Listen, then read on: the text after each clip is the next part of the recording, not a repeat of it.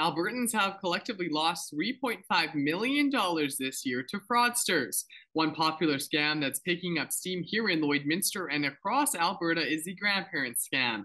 I'm joined today by Constable Melanie Flynn from the Lloydminster RCMP to talk more about this. Constable Flynn, what are some tips that residents should keep in mind to avoid falling victim to scams? Yeah, this year we've definitely seen some scams that have been somewhat localized, I guess we'll call them, like phone calls being made saying they're someone's grandson, they were in a car accident, send some money to support me or help me with this tow bill or whatever. I think just looking for those red flags and fact checking, right? Calling that person, if you're getting it via text message or if you're getting it via email, always taking that extra step and making that phone call to that important person in your life or even that important charity.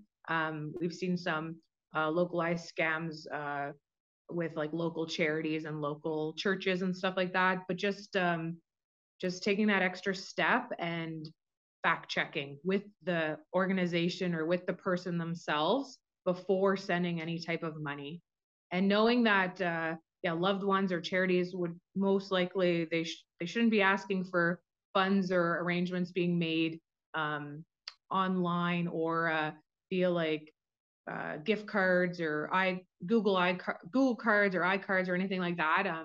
So yeah, just fact checking that stuff when you receive it, and looking at email, like errors in emails, like or errors in phone numbers and stuff. If it's not something you recognize, don't even answer it or click on it.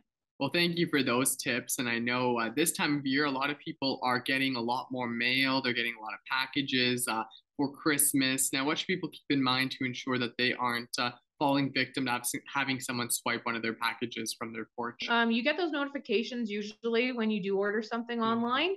So just keeping a track of your package, whether it be through Canada Post or Amazon or whatever, and just recognizing when it is expected to show up. The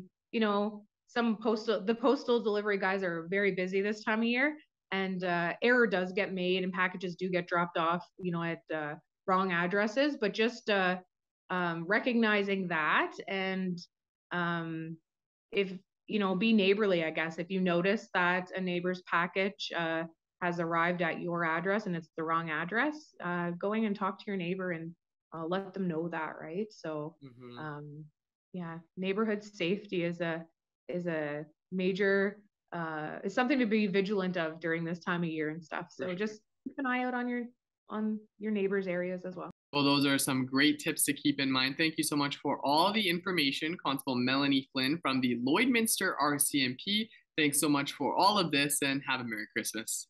Yeah, thanks, Jace.